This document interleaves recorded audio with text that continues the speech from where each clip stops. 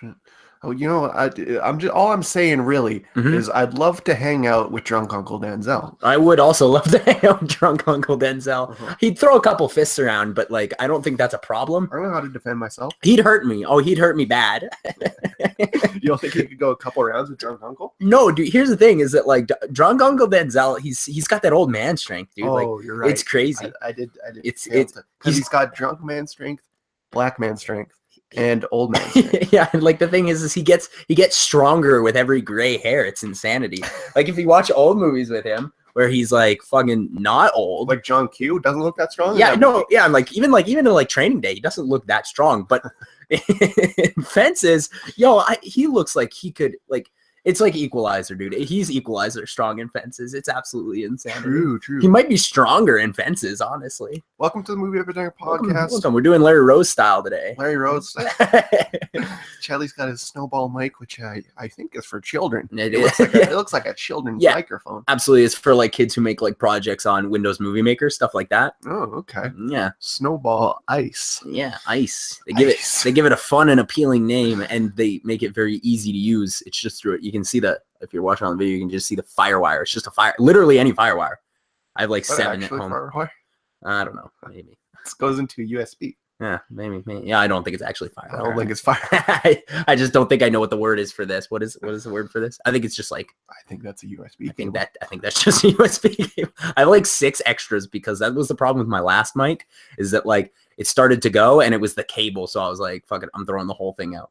And then, so now I've got like a bunch of extras, and it's like, well, so that made you use an iPod mic for 6 months. 6 months, dude. It was like 3 years. It was easily 3 years, dude. All right. Yeah. So welcome to the Movie Epidemic podcast. Today we are talking about the last films that we haven't seen that are nominated for Best Picture at the Academy Awards this year. Fences, Lion, and Hell or High Water. Freeway to the Oscars. Freeway, baby. I do want to mention something because like I had I drove. I'm out of town this week. That's why we're together. So I drove for like 7 hours yesterday, and I realized something on my drive because you got a lot of time to reflect. When it's just you in a vehicle, you got a lot of time to just really think about what you've done with your life and things like that. And do you remember 2015 when comedies were coming out and they were not making jokes? Yeah. I think I figured out why that is. I think that in 2014 we got the absolute last of the fart and poop jokes, and after that they realized that the world has become tired of fart and poop jokes, and they're like, got nothing else.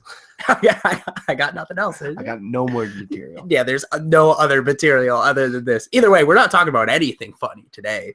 What movie we want to start with? What do we want to start with? We're also going to be counting down our top 5 favorite scenes of the year. So tune in for that as well. I kind of want to talk about Hell or High Water. Yeah, you want to talk about Hell or High Water? Yeah.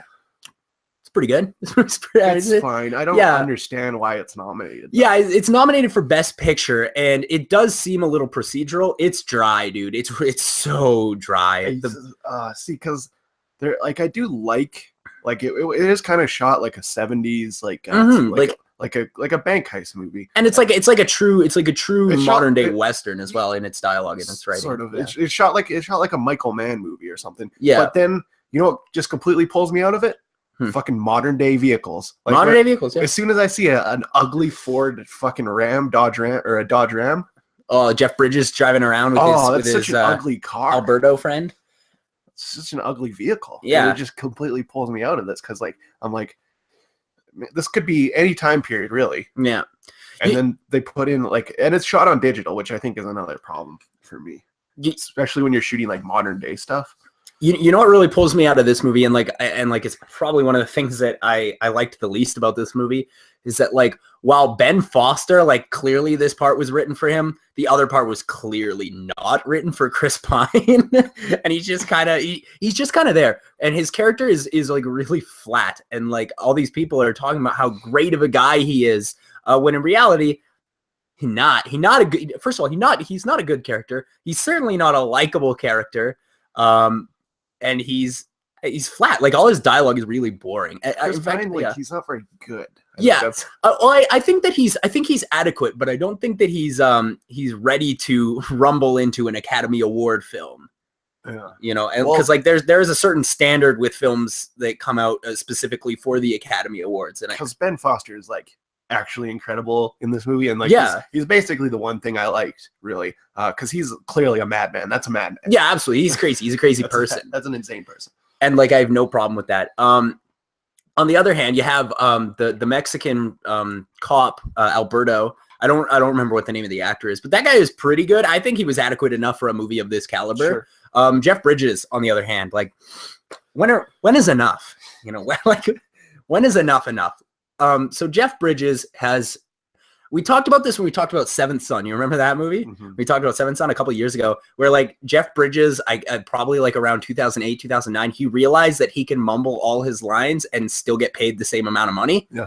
And so that's what he does. 40% effort. Yeah, no, I wouldn't even say 40, dude. I'd say a fair deal less than that. Well, when did it start? Was it True Grit or was Crazy Heart first? Crazy Heart was first. Yeah, it was definitely. It started at Crazy Heart. Yeah, it was definitely Crazy Heart. Like Crazy Heart, I think that was like either right after or right before Iron Man.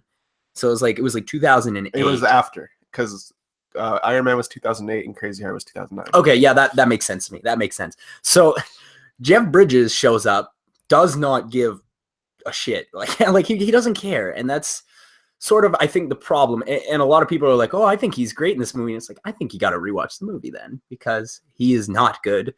Even at acting, honestly, at this point, I don't think that he's really trying at all. I think that he goes in, he's Jeff Bridges, you know, and I don't think, especially with a character like this, because this is they're taking a generic character and trying to add depth to it. And I think that could have worked had Jeff Bridges not botched it, you know? Yeah, maybe.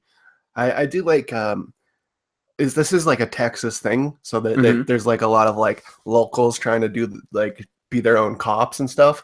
And that's what I like about Texas is they think that they can fight the government with rifles. Yep. But like Ben Foster, or what's his name? Ben Foster. Yeah. He shows that you can fight an entire city of vehicles with one assault rifle. So I don't understand how like, you know, when these gun nuts are like, I don't want Hillary taking my guns and stuff. It's like, yeah, but like she's gonna but like what are you gonna do? Fight against the government? They got assault rifles, rocket launchers. A lot. They got mechs now.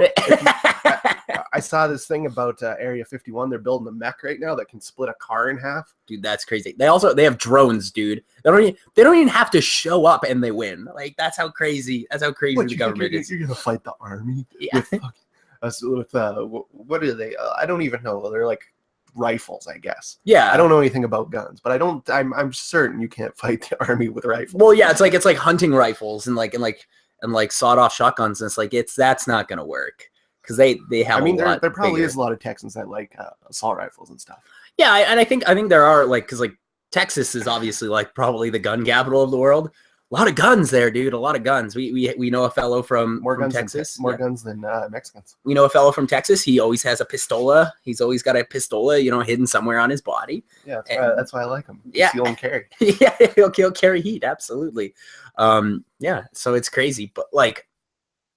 This another problem with this movie, I think, is that it's sort of like it goes from being anticlimactic for an hour and a half to becoming incredibly climactic and then dying down again. That's a general theme in this week's. Yeah, absolutely. The first hour and a half, despite like seeming like a heist movie, isn't really a heist movie. It's more just like these dudes hanging out. They heist for like each of those heist scenes is like Chappie no heist. Yes, yeah. Chappie does not heist. Thank God he was not here. He would have had a hissy fit. He would have not enjoyed this film at all, Chappie. But the problem is that like you have these they go and do these heists, and like you think it's a heist movie, but they do the heist for like 20 seconds, and then the rest of the movie is like it's more of a thriller. Yeah, right? It's like I love my brother. I wouldn't call it a Western either. I feel like it's more of a thriller than a crime thriller. Yeah, I mean, yeah, that's probably a good call actually, because it's not really a heist movie. It's not really a Western. I'd go with crime thriller. Yeah, and I think as a crime thriller, it's fine. But like, hey, generic crime thrillers ain't got to be nommed, you know? Yeah, I've seen these before. I feel like there's been there's a lot of movies this year. Yeah, and I don't feel like this is one of the stronger ones. Yeah, and like honestly, this movie will keep you captivated and entertained for an hour and 45. It's a tight hour and 45, thank God. Like. It does not drag on like some Academy Award movies. If I'm being honest too, like I actually even highly doubt they made this movie with the thought of the Academy Awards in mind. This felt like a generic movie that just kind of got lucky, you know, because it was a bad year. It was like one of the only things that sent out a screener. Yeah. Yeah. Or no, it came out early enough. Yeah, it came out early enough. I don't even know if they'd have to send out screeners. Yeah, they would honestly. have. Yeah. They would have. Well, I mean, yeah. Do you have to send out screeners to be nominated at all? No, but it's general that you do so that more people see it. Yeah, I guess that makes sense. Yeah, that makes sense. So they probably send out screeners regardless, but like you could, like when the Academy Awards rolled around, people had already seen this on like video on demand, you know.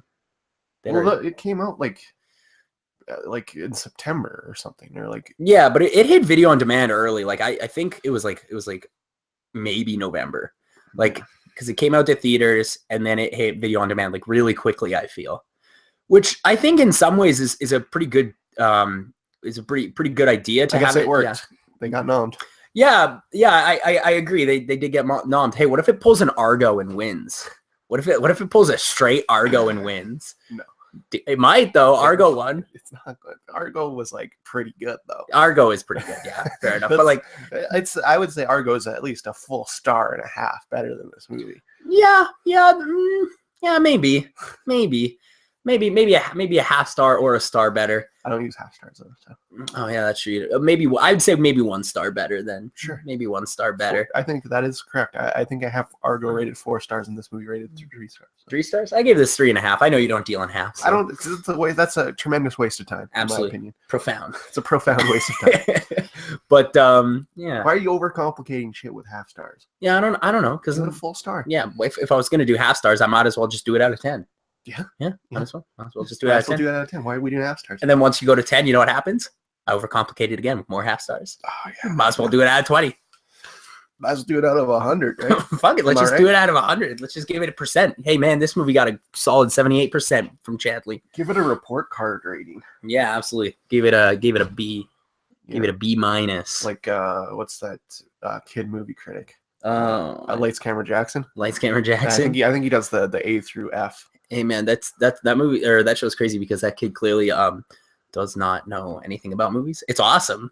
It's awesome. But... Well, his favorite. I was watching his favorite movies of the year, and it was like Lion, You Before Me. Oh yeah, dude, this Me guy Before You, but this guy gets paid like way more than us. Yeah, way more than us. Kid movie critic. Hey man, give us his time slot. We're funnier and better and smarter. We have fully adult brains. Yeah, his child brain thinks Me Before You is good. And he says in the top 10 video, he's like, with a stunning performance. Stunning. That's what he talks like. With a stunning performance from Emilia Clarke. Like, nah, though. Here's the thing: she didn't act in that movie. Could we call it a performance? Should we watch that right now? What should we watch? Lights Camera Jackson? Yeah, Lights Camera Jackson's top 10 movies of the year. Might as well. Let's do a commentary on it. Yeah.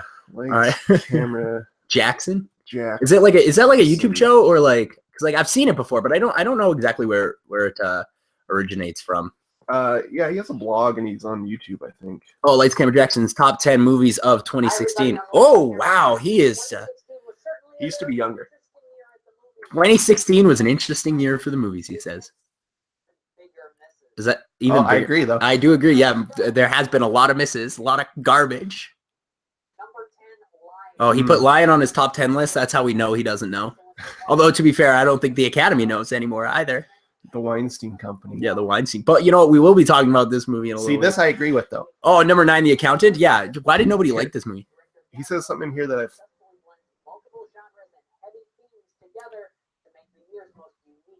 I agree. The year's most unique film. That's accurate.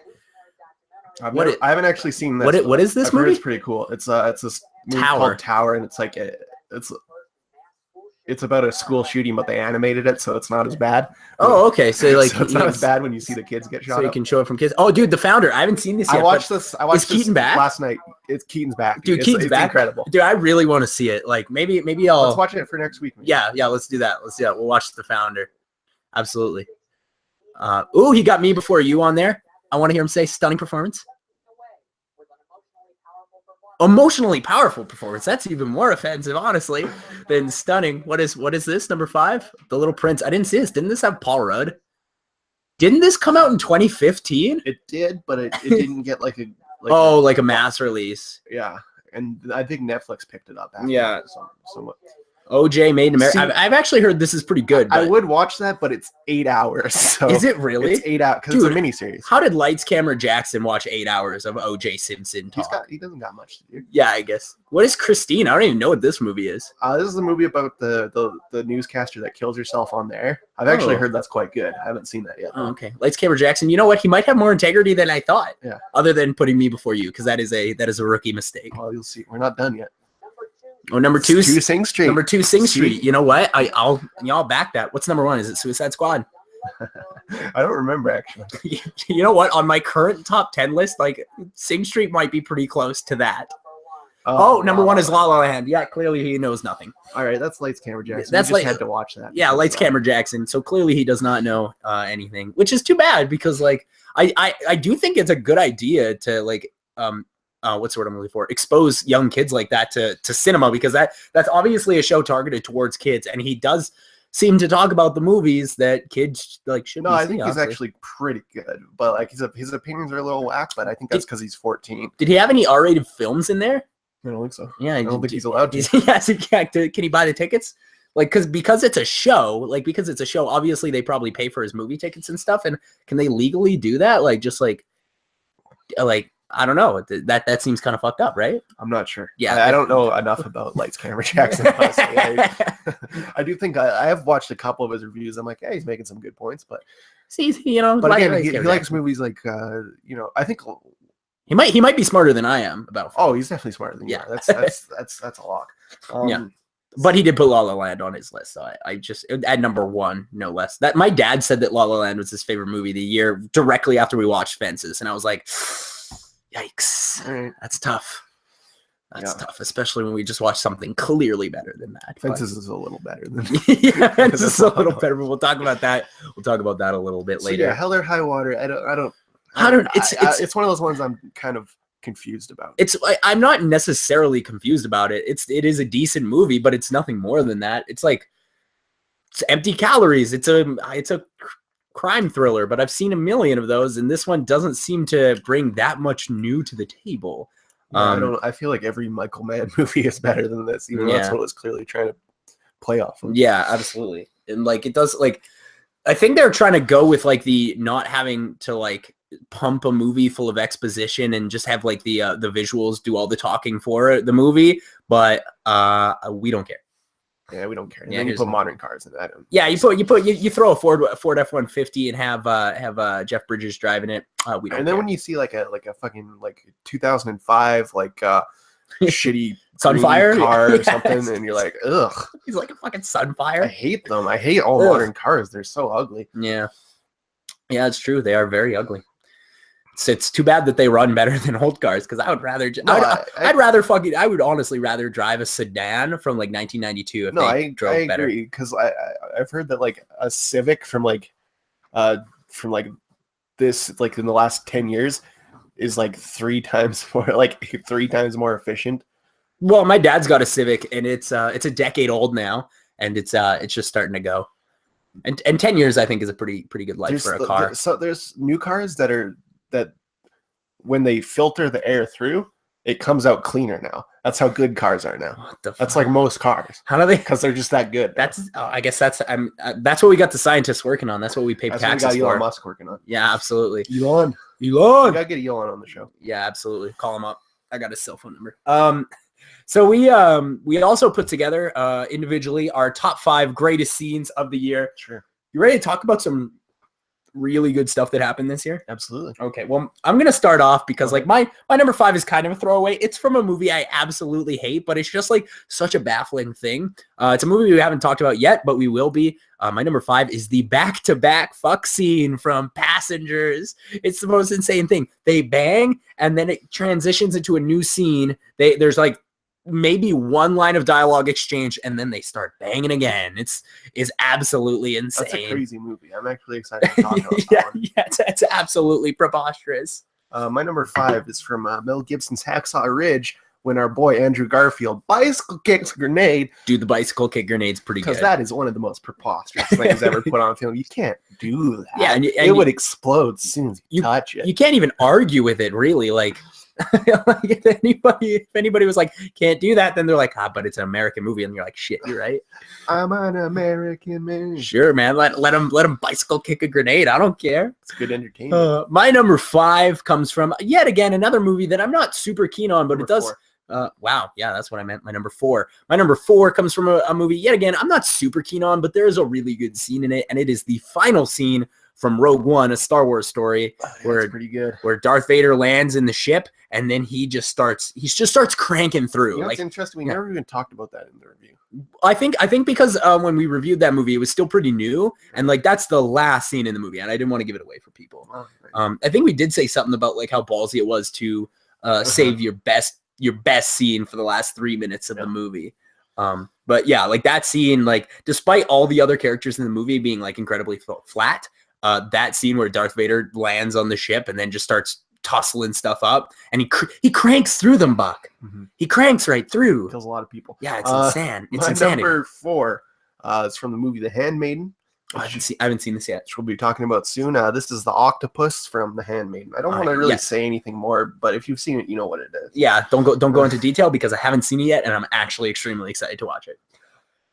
My number 3 is from a movie I absolutely love, baby. It's Drive It Like You Stole It, the music video from Sing Street, where they're dancing at the prom, and then the an American school, not like an Irish school, but like an American school. Like an American school. But the best part about that is that the because it's all in his head, even like the like Aidan Gillen is there dancing his little meek feet away, and like the guy in the dress, what's his name, the Catholic principal, is there a word for that?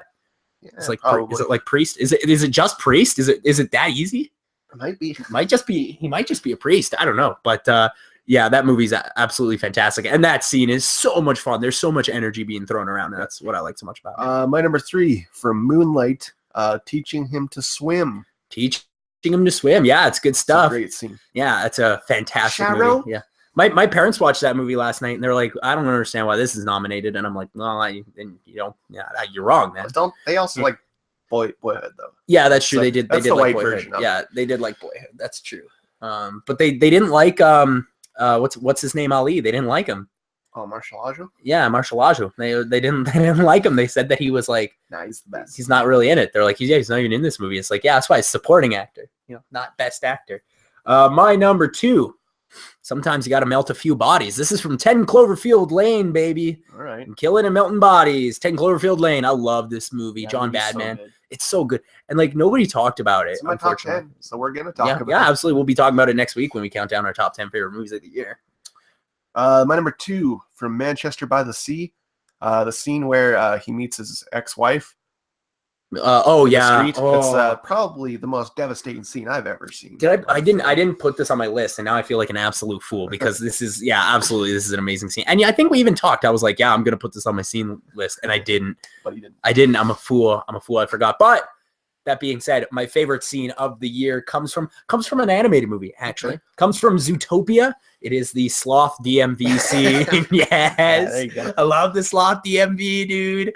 It's so funny. Like, I don't think I've laughed that hard at like even like any comedy movie in like maybe 5 years. Like maybe the last time I laughed that hard seeing a movie for the first time was like 22 Jump Street. Yeah, that's probably true. I'm gonna go with Sing Street. Maybe I like Drive It Like You Stole It. I'm just gonna go with the whole dance sequence. The whole dance, like this Drive It Like You Stole It? No, just same like, thing. No, like when they play the when they play like the full set live. Yeah, when they play the full set. Faggots. Yeah, you guys suck. So then they play fucking girls. Yeah, and he's trying to get them. He's like, every time someone says they suck, he's like, well, you paid to be here. It's like, yeah. Why'd you come if you're just gonna slag us, eh? Just gonna slag us. Dude, why wasn't Liam Neeson in that film? I don't know. He should have been. Yeah, should have been somebody. He should have been the priest. Oh, dude, how good would that have been? Oh. Dude, but that being said, there's like that scene where the priest grabs really the kid. That scene in Sing Street where the priest grabs the kid and he washes his makeup off. If that was Liam Neeson, they would have accidentally killed the kid, I think. It's too strong. It's too strong. He's got that old man strength. Yeah. Oh, he's too big. Oh, old man strength. You want to talk about fences? Yeah, speaking of old man strength, let's talk about Fences. So this is a Denzel Washington directed film. Denzel, is this his first movie he directed? No, he's directed a couple others. Nothing super notable though. Like I don't remember what the other movies he's directed are, but like they both star Denzel. He's like I will direct the film, I will star in the film, I will produce the film. And then Ben Affleck's movie bombed, and he's like, I guess I don't want to do the Batman movie. And he's like, maybe I don't even want to be Batman at all. Did you hear that rumor? No, is he stepping out? He's citing creative differences as why he does not want to play Batman anymore. Dude, that's awesome. You know why? Because that's just another example of why the DC universe is absolutely annihilating WB from the. Because you can't. What are you gonna do? Just have new Batman? Can't just do that. Well, the crazy thing to me is that when this whole DC universe started, they touted them as director driven. Oh films, yeah, right. But that's clearly not the case because there's extended cuts for both of their movies now. Well, and then they the guy who wrote the screenplay for Batman versus Superman took Ben Affleck's screenplay and fucked with it a bunch. And Ben Affleck was like, "Yeah, no, that's I don't want to make that." Yeah. No shit, you don't want to make that. And now he's so pissed off about it that he's trying to get out of his contract for Batman now. But here's the thing: that's a good call. Yeah. If I was Ben Affleck, I certainly would not. I would not hang around for more of what's going on there. It loses money if Ben Affleck directs and produces that film. He's gonna lose money. Yeah. So Denzel directed Antoine Fisher and The Great Debaters. The Great Debaters. That's right. Debaters. Yeah, I've seen that. Yeah, that's pretty good. Denzel's good in it. Yeah. But he also directed one episode of Grey's Anatomy. Yeah, I knew that as well, actually, which is bizarre because of all the shows you could direct. You're Denzel Washington. You could literally pick anything. Hey, Denzel, go direct a superhero movie show. Maybe like his daughter was like super into Grey's Anatomy, and she's like, if you don't direct Grey's Anatomy, you're not my dad. And he's like, well, I got to do it. I guess I'll do it then. Yeah, I got to do it. Got to do it for the love, right? So Denzel's basically the greatest actor on the planet. Oh, he's right? He's so good, dude. Like he's amazing. I remember we watched Manchester by the Sea, and I'm like, oh, Casey Affleck's gonna win. But now, even if Casey Affleck wins, I might be pissed. I think Casey Affleck will still win. I think he still will too. But like, clearly Denzel deserves it more. He's so good. Oh, like this movie isn't even all that interesting, but Denzel is just so good. Well, like the whole thing is like, I understand why Denzel picked this script to direct his film. He was in the stage show version.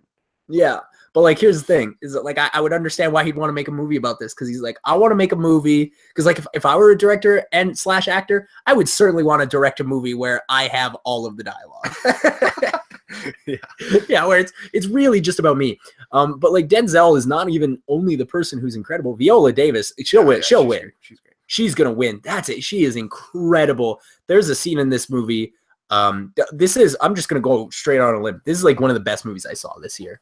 Yeah, you liked that much? Yeah, I really liked it. It's very because it's based on a play, super dialogue heavy and very character oriented.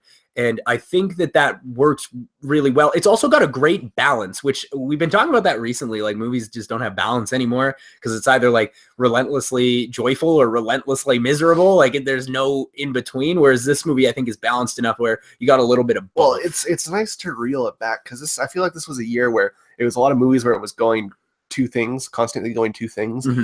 And this is not that. This is a stage show. It basically takes place in his backyard. Yeah, the whole movie takes place in his backyard. Less a couple of scenes in the house, one at the bar and one at his work. But even then, I think those scenes, like, because the guy who wrote the play is credited for the screenplay. But I think I could be wrong, but I think August Wilson is dead. So I think they maybe didn't change anything. Yeah, that's probably a good assumption. Yeah, I don't think they changed much. Yeah, it doesn't feel like they changed anything. It is very stage writing and like the dialogue feels like a play rather than a movie. I still think it works great though. Like, yeah, I mean, it's not the most cinematic of movies, but it is like as a dialogue-driven film. I think it's fantastic, especially when you have Denzel in there, drunk Uncle Denzel, and the older guy. I don't remember what his name is, but he's also pretty good. Oh yeah, the Mixel Williamson, like the guy who plays Gabriel. Is that the one you're talking about, or are you talking about like the old fat guy? Yeah, the old fat guy. Oh, I don't know who that is, but yeah, he was pretty. Everyone was good in this movie. Like that's the crazy thing, except for like there was like he had two sons. One of them was like this amazing actor, and the other one was kind of bad. And he was the only person who was bad in the movie, and it was like the jazz musician actor. He'd come in and be like, "Hey, Pop, I'm here to just pay you back your money. You know, sometimes you just gotta stop and listen." And it's like, all right. Stephen Henderson. Ooh, my boy. Yeah, he's good. He was in Manchester also. He was in Manchester? Yeah, he's in it for a minute. Oh, I didn't know that. I do not recall either. But he was like one of the tenants or whatever. Oh, okay. That makes sense. Actually, that makes sense. But yeah, like this is a very good movie. But be prepared to sit still and listen intently. If you're trying to text somebody while you're watching this, you're gonna miss something. Well, I don't agree with that anyway. Just watch the fucking movie. Yeah, absolutely. Well, unless it's Lion. Yeah, unless it's Lion, which we'll talk about in a few minutes. But yeah, I think that this is a really excellent movie. Denzel should win, will not. The thing is, though, is that like my thought about the Academy Awards right now and the Academy in general is like, when is Casey Affleck going to get another opportunity to win, right? True. Probably never. But like Denzel, he's already got two. He already got two statues. He's got a couple statues. He's already got two statues. And odds are he'll probably do another movie where they could give him a statue. Denzel ain't quitting anytime soon. He's not pulling a Gene Hackman. This dude, Denzel got a lot left in the tank. Friend. Absolutely. I'm excited for every moment. Dude, he might get nominated for The Equalizer Part 2. Honestly, is that coming out still? I feel like they announced that, and I haven't heard anything about it. But I would be very happy if that actually came out. True, because The Equalizer is insane, dude. It's like they released John Wick Part 2, and it's like, all right, you got to answer. You got to answer with your Equalizer film. I still think Equalizer is better than the first John Wick. I haven't seen John Wick Part 2 yet. Yeah, Equalizer is better than John Wick. There's no doubt in my mind about that. Mm-hmm. Yeah. Like I said, like this movie, it's not visual. Like you could almost like turn off the visual. It's not cinematic and at all. Yeah, and just you could literally just listen to it. I think like this could almost work as a radio play. I think. Well, I think that's a good play then. Yeah. What I do like about this movie though is that like nothing is black and white in this movie, because like the main character of the movie, played by Denzel Washington, is the protagonist at the beginning of the movie and the antagonist at the end of the movie, which is absolutely insane. And it's a seamless transition. Yeah. Like it happens before your eyes. You don't even realize it. And then you're like, oh shit, he's the bad guy. Like he's been the bad guy for like the last 10 minutes. I didn't even think about it. Right. And then, yeah, like pretty much everybody's a good guy until he becomes the bad guy though. The only thing that I would say that I didn't like about this movie, and like this could be a pretty big pick, and I might be grasping at straws, is that like near the end of the movie, I do think that at some point they had to wonder if they were normalizing like abuse, because at the end the mother does like this amazing speech, and she's like, you know, your father may put, you know, a few bruises on us, but he's a good man with a good heart. And it's like, well, it sounds like maybe he's not, since he puts a few bruises on. Is that? And I think that was like actually like the actual use of words, is he puts a few bruises on us, but he's a good man with a good heart. And it's like, well, that sounds like a thing that a bad man with a bad heart does.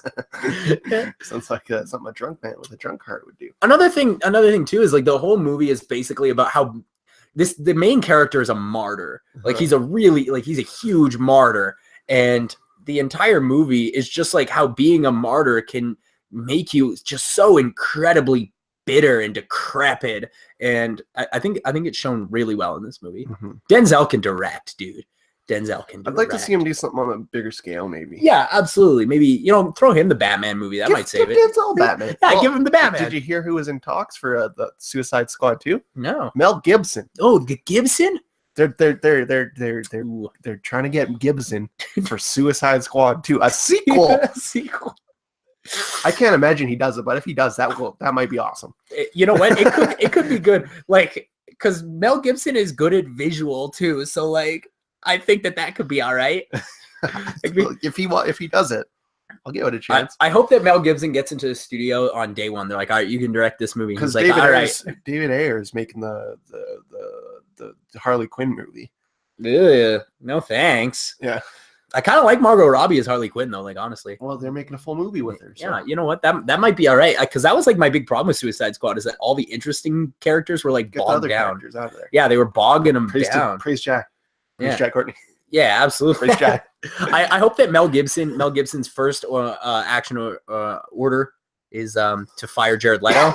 If Jared Leto hasn't already quit like a baby, He probably quit. Yeah, I think like, and I feel like Jared Leto has probably tweeted about how he wants to breach his contract. Yeah, I was gonna say I'm pretty sure he's breached his contract at this point. Like, but I hope that Mel Gibson gives Jack Courtney the leading role now. Praise Jack. Which one is he? I don't even remember. He's like Boomerang, I think. Oh no, dude, no. Who is I believe is dead. I think that's the worst character in the whole thing. Yeah, no, he's my favorite though. I hope that he gets in there and he's like, all right, Suicide Squad 2. No, we're gonna scratch that title. We're just gonna call it Deadshot. And they're like, ooh, good call. Here we go. Ooh, shit, that's it. Like, how many characters are dead though? Like, a lot of them died, didn't they? I don't recall. The Joker died, but then he didn't. So like, so you know what? Here's the thing: Superman's dead, but he's also cast for the next. No rules. There's no rules. No rules. There's no fucking rules to this franchise. See, now I want to see if Fox has the balls to keep Hugh Jackman dead. Oh, dude, they better. They best, dude. Because we know Jackman doesn't want to do it anymore. But like, sometimes you throw money at somebody, it's hard to say nah.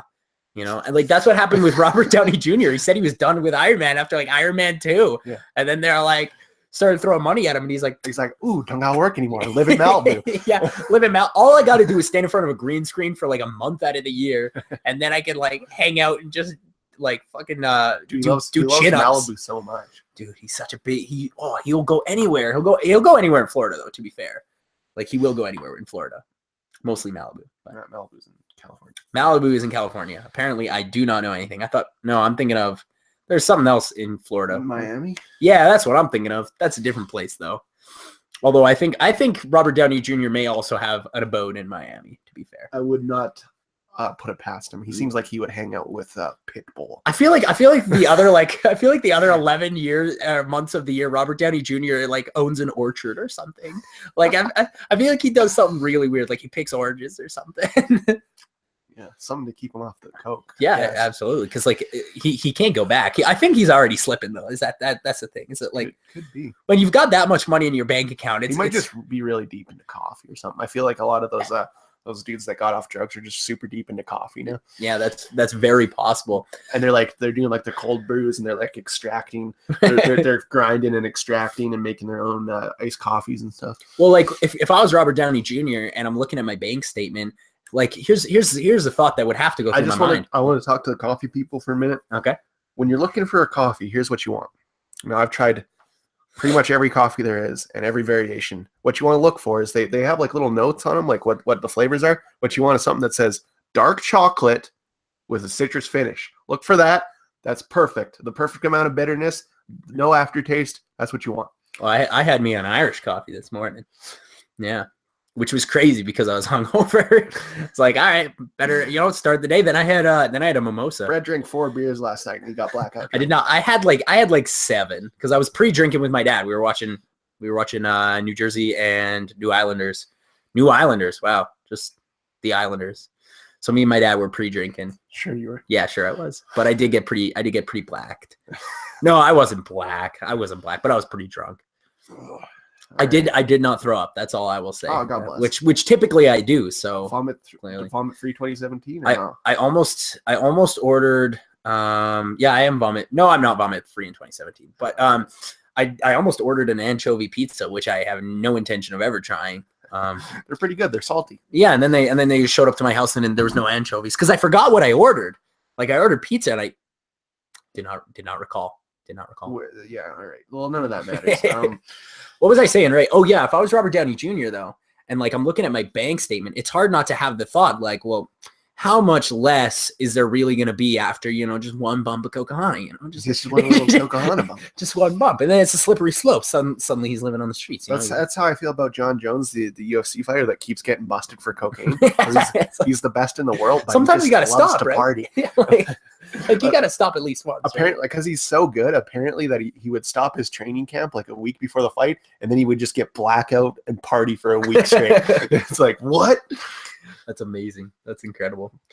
So yeah, Fences is amazing. I honestly think this movie is amazing. I would love to have seen because Denzel was in the play. Like I would have loved to seen that. Yeah. Like, I would love to see this live with Denzel. Oh man, I want to see Denzel act always. Well, I want to hang out. Yeah, with I was gonna say I want to hang out with him. And that's why I like this movie a lot. Cause it's like hanging out with drunk Uncle Denzel for 2.5 hours. Yeah, he just screams around. He throws some stuff, and he fights people in this movie. And when he fights people, it's not like, because like his character shouldn't have like military training, but for some reason he fights like he does. It's absolutely. There's like a part where he grabs a dude's arm and like fucking swings him over his body and like pins him to the ground. It's insanity. We love Denzel. Yeah, we do love Denzel, and you know what? It's tough. It's tough to be mad at. Lion. Lion. Let's talk about Lion. Okay. That was kind of my thoughts on this movie. It's like, all right, it's so boring, dude. It's really boring.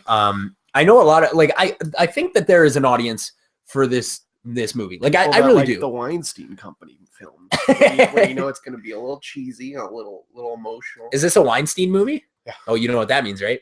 It's going to win Best Picture because the Weinsteins have the most money. They're the producers with the most money. So Lion may win Best Picture. Remember when Slumdog won? Was that Weinstein? I think it was Weinstein, dude. Shit. I'm pretty sure that's what went down there. But Lion, the thing with Lion is that like this, it's like two movies. It's like two separate films. About it. The first movie is like this really dry, boring story about a kid who gets lost from his mom in India, and then he gets adopted out to an Australian family. And it's an hour. Yeah, it's an hour of that, and I literally just told you everything that happens in like 10 seconds, yeah. And it's an hour. And it's all subbed too, which is fine. I have no problem with that, but like something got happened. Yeah. Like if you're gonna have subs, they got to be saying something, and they weren't really saying anything. Well, see, this is why a lot of people like this movie. They're like, it's all about the subtleties of him being lost. It's like, but I don't need to see him lost for an hour. Yeah. What was that other movie about the kid who got lost that was like all about the subtleties as well? But like it was 9/11 preachy. What was that? Oh yeah, extremely incredibly loud and incredibly close, extremely big, and I think wonderfully large. Tom Hanks had something to do with it. Yeah, I think Tom Hanks was in it, wasn't he? I think he was in it. Maybe. I think he was sprinkled in there. Yeah, it's been a while since I saw that. I think it was like when it was nominated, like 2011 or whatever. 9/11. But Lion, and then like you get the second film, and that's when Dev Patel comes in, and also what's his name, Mark Denham. Yeah, Mark Denham in this movie. Good to see that man work, and I'm just pretty happy about that. Here's what I love about seeing these movies is like you see like all these Lord of the Rings actors in like you watch these Australian movies that are made like made in Australia or New Zealand. Yeah, you'll always see a Lord of the Rings actor, and you're like, oh, that makes sense why he got hired for Lord of the Rings, because they didn't have to pay for the US to Australia flight. They just had to pay to the flight to New Zealand. Yeah, that was all they had to do. I've always thought it was weird that it's like all Australian actors and then Elijah Wood. Is Viggo Mortensen Australian? I don't know what he is. He's I don't know what's up. He might just be a madman. But the other Hobbit guy wasn't Australian either. That guy's straight American. I always thought he was Australian. That's why he's so good. Yeah, Sean Austin. But he's only good in that movie. He's only good in Lord of the Rings. Everything else, he's complete garbage. Yeah, but how was he so good in that? Like, that just shows you how good Peter Jackson was at getting performances out of everybody. Oh yeah, I think everybody in that movie is the best they've ever done. And Orlando Bloom is in that fucking movie. I think in the next like few weeks, I'm gonna redo that series. I'm gonna retry it. I'm gonna retry to watch them Lord of the Rings movies. The problem is like you go to Netflix and you're like, maybe I'll try watch Fellowship of the Ring tonight. And it's like 3 hours 58 minutes. Yeah, they it's got like, the extendeds on there. Holy shit, I don't got that. What? Peter Jackson, why are they so long? Yeah, the Return of the King is 4 hours and 25 minutes, and it's like I got the blues. I got the baby blues. I ain't got time. I ain't got time for that. That's a lot of time. That's an evening. You can't do anything else with your night. No, like you can't even have dinner. Honestly, like you don't have time to do that. Like I know you don't like the story very much, but look at it from like a filmmaking standpoint and an acting standpoint. Well, I think that's literally incredible. Because like I've never watched it like from a critical eye. Yeah. Like last time I watched it, I was still like a normie, pretty big normie. So they're fucking good, man. Yeah, I'm sure. I'm hoping this time around I really like that it works. Yeah, I'm hoping that it works this time because I've talked about this before, but I've watched this series and people are always like, "Oh, you don't like Lord of the Rings? What, you watched it once when you were 10?" And it's like, actually, motherfucker, look here, I've actually seen this a lot, several times, And I want to like it because I think I should like it. Yeah, You know, it's like Game of Thrones, but good. Yeah, but although I love Game of Thrones, it's not good. Which if I love Game of Thrones, Lord of the Rings might not be too bad. Yeah, I don't. There's no difference to me. Yeah, maybe. It's even some of the same actors, honestly. In fact, it is some of the same, maybe same characters. I don't know. Hard to say. Middle Earth was weird. Hard to say. You see how boring Lion is? We just went on a tangent about Lord of the Rings for no reason. So then there's like the second half. Yeah, with Dev Patel and Rooney Mara, sort of. Rooney Mara. I actually read up on this because, like, here's the problem: is that this is a really interesting story. This is a true story, and it's actually an interesting story told in like the blandest possible way. Yeah, it's insane. This should have been a really cool movie. Weinstein Bland. Yeah, the Weinstein Bland, dude. To be honest, I don't know if I need a movie about Google Maps in 2017. Yeah. But I know that's what actually happened or whatever, but like, don't know if I need Google Maps in 2017. We'll get to that in a moment because I actually have a point that I want to make about that. But I was reading up about this, and like apparently the Rooney Mara character was based on like 7 girlfriends that he had over that period of time, and they're like, "Fuck it, we don't need that many characters. Let's just." So anything where it's like relationship problems between him and Rooney Mara, just so you know, that is false. That is not correct. That is false. They made it up. Well, and if you're gonna make it up, let her do more shit. Yeah, let her do something. She's barely even in it. Why is she 17 always though? That like I feel like she's been 17 for the past 17 years. Like it's crazy. Yeah. It's absolutely crazy. I mean, Rooney Mara is good though.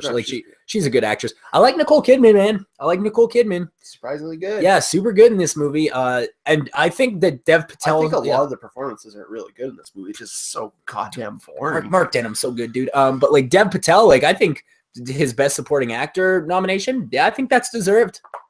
I think he deserves that. He's pretty good in it. Yeah. The movie is like really, like we've talked about it before. It's like we were talking about it with Fences, how like that movie had a balance. This movie had no balance. This movie is absolutely miserable, and then it becomes fluffy. Like in the last 10 minutes, it's like, all right, this is a fluff piece now. It's like, what the but not good like how Hidden Figures was fluffy. Yeah. It's good. It's bad like how like whenever there's a white savior in a movie.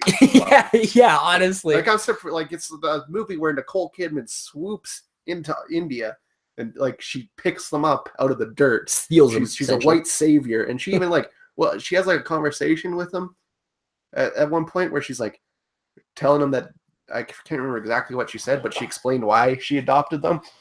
Yeah. And she was like, you guys were so helpless. And it's like, all right, why don't you mind your own fucking business sometimes, you know? No, that's hearsay. That's hearsay, I think. But either way, there's one scene in this movie that I really want to talk about because I think it's really stupid. And like, I don't care if this is how this happened. I just think that this needed to be changed for the movie if it is how it happened. I didn't do research about that. But there's like a scene where like he does like math to try and figure out how far the train would have gone. And he came to the number 1,200 kilometers. Well, me as the viewer, I already know that the station was 1,600 kilometers because it says so in the first half of the movie. It says that it was a 1,600 kilometer trek. And he's like, okay, so I did my calculations and it's 1,200 kilometers. Well, where the fuck did you get that figure? How'd you fuck that up so bad? And they never explain how he got it wrong. They never explain what part of his equation was incorrect.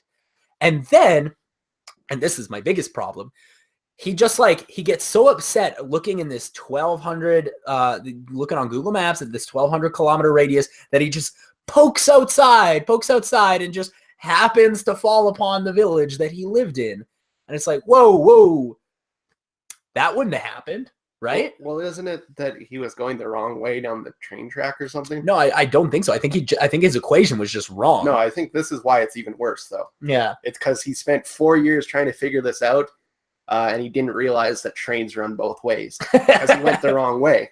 Yeah, because he was only looking left. But I think he went out of his circles. I honestly just think that his math was here's wrong. The thing. The movie's so bad, neither of us know what the fuck it's about. So yeah. I mean, I know what it's about. I just don't know how they came to the conclusion of, because like he was like, if you're going to use that as the main plot point and put it on the poster, yeah, that it's about Google Maps, maybe explain that part. Well, my problem is that they're like, he spends 4 years trying to figure out how he spends 4 years trying to figure out where he's from, and like they spend 40 minutes of the movie showing us him trying to figure it out. And then one day he just sort of does figure it out. And it's like, wait, well, how did he figure it out though? Mm-hmm.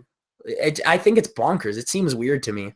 It's poorly written. It feels like there's like a half an hour missing. Pretty film though. It looks nice. Sure. Like it looks nice. I like the landscapes of both India and Australia. So like all the landscape is really nice. Looks good. I'm not Indian. Yeah. Yeah, he's not Indian. I'm not Indian. I'm adopted. I'm Australian. It's all Australians for me, mate. I love the part where they're like, "Are you Australian or Indian?" And he's like, "I'm Australian, mate." I only fuck white girls. Yeah, there's a part where he says that. It was weird. It's a strange film. Yeah, it's a strange film. I do not recommend it. I don't like it. I think it's probably. I honestly think it's the weakest. Yeah. Of the Oscar nominated movies. Yeah. I would debate La La Land, but I'd say this one's definitely a close second. I would debate La La Land's funner to watch than this movie. Yeah, I guess so. I mean, there's more whimsy in La La Land. This one's miserable for the sake of being miserable, and then it just isn't miserable anymore. It's like, okay, well. And then they have like, you know, the cry, the fun cry ending. The fun cry ending. Also, at the ending there, when he's being followed, but like when he's going to his hometown, suddenly he's just got a posse when he shows up. Like a posse just like forms around him. Yeah, you ever been to India though? Is it just like do posses just form like that? Well, here's the thing. There's not really a lot to do. Okay, so like you're just hanging out, and then you see a bunch of people gathering, and you're like, well, let's go see what that's about. Yeah, I guess so. Let's go check that out. They ain't got PS2 over there in India. Some of them do. Some of them do. Some of them got the PS2, I guess. Yeah. I don't recommend this one. I mean, I think there are people who will take enjoyment out of it. Not for me. Maybe I'm a robot man, but I didn't feel anything. Yeah, like no. The last like 3 minutes, but because it was manipulating me to feel that way. Yeah, absolutely. I agree. Like it is very manipulative in the way the last 3 minutes is written. I completely agree. Because here's the thing, is that they want us to feel emotion in those last 3 minutes. It's like, but you just spent 45 minutes showing me what a complete asshole this main character is. Why do I care? True. Why do we care? I think the idea is that you're supposed to care about the mother because she's completely innocent. Okay. Yeah. Either way. Well, I don't really feel that bad for white saviors. Yeah, me neither. Nicole Kidman spent a lot of this movie pouting. It was insanity. Yeah, absolutely. Do we even figure out what we're gonna watch next week? The Founder and the Handmaiden. The Founder and the Handmaiden. And Pitch Black, I guess. Pitch Black. Yeah, we're gonna start on our Riddick films. Pitch Black, baby. I'm so excited to talk about that. I'm so excited we're starting a new series because like the Oscar season is always tough when we're not like doing like a full series. Mm-hmm. But yeah, we're gonna talk about Pitch Black. What were the other ones? Handmaiden and the Founder. Yep. Oh, dude, it's gonna be a buck wild. It's gonna be a buck wild event. You somehow have skirted Nocturnal Animals for now. What? You've skirted Nocturnal Animals for now. Thank Christ. I absolutely do not. Here's the thing. If there's anything I don't want to, I was talking to someone about this yesterday. It's like Hugo Weaving may be ugly, but he's a pretty good actor. But Michael Shannon is ugly and bad at acting and has convinced the world that he is neither. And I don't understand it. Have you seen that picture of him in the Hawaiian shirt though? In the Hawaiian trip? Hawaiian shirt? No. Do I want to see this? Is it from Nocturnal? Is it from Nocturnal Animals? It's for some movie. He was on the red carpet and he just showed up in a Hawaiian shirt. Okay, but like I kind of respect that. He seems like a fun dude. Yeah, maybe I'd hang out with him. I just don't want to watch his movies. Yeah. Like I was talking to someone. My brother I was talking to my brother today, and he met someone from the show Two Broke Girls yesterday, and he has like been very outspoken about how much he hates that show. And I'm like, did you tell him you didn't like the show? And he's like, no, I told him I loved the show. And I'm like, you fuck, like you liar. Was it Will Sasso? No, it was. I don't even think Will Sasso was in there. Yeah, I don't know. It was. I don't remember. He's a comedian that's on. There's Michael Shannon in. Okay, that's pretty good though. Is that jorts? He's wearing jorts. Yeah, dude, that's pretty good. And purple Vans. Yeah, fucking good dude. Probably. Although, like I do want to know like how much it would take to destroy my integrity. If I actually met Michael Shannon, like I'd like to think I would tell him that he's bad at acting, but would I actually? Probably not. I don't think you would. Yeah, I don't think I would. I think I'd try and hang out with him and see if he'd be on the pod. I'd love to have Shannon on the pod. Oh, it'd be good if I was really nice to him, and then his second we get him on the pod, we'd tell him how bad he is. That's what I want to do. That's cruel even for you, Jim. That's one of the darker things I've ever done. Follow me on Twitter at LastCoolDude. Follow me on Twitter, Charlie the Movie. Subscribe. Thanks for watching the Charlie Rose episode. Listen to us on iTunes and rate us on iTunes, and then give us 5 stars. If you give us 5 stars and then make fun of Chadley, I'll read it on air. How about that? Yeah, that's a good call.